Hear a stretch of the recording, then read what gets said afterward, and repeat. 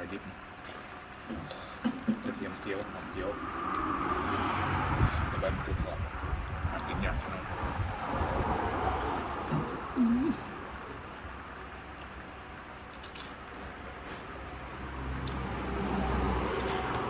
เข้าหน่อย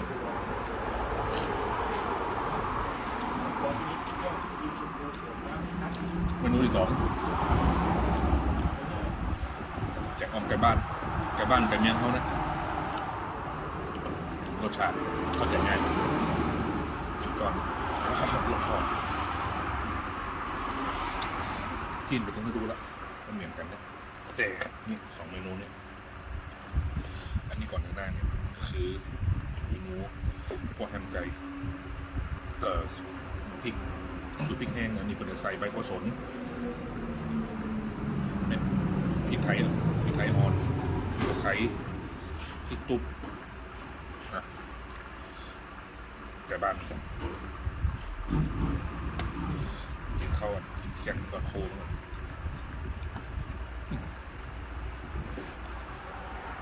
จริงไก่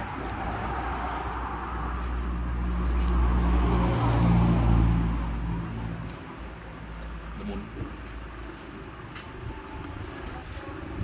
ต้องอธิบายอย่างไร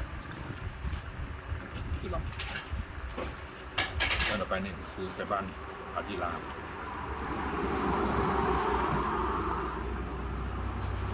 อย่างหนักๆอันนี้มันมีกระดูกอ่ะขอซอสจิ้มนะจิ้ม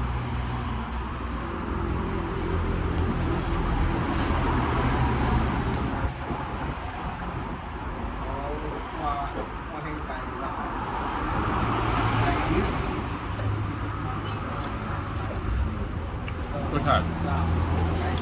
ใกล้เคียงกันแต่นี่จะออกแบบเผ็ดกระต่อนใบยีราหน่อยก็คือกะเพราแต่มันจะใบกะเพราแต่ใบยีราแทน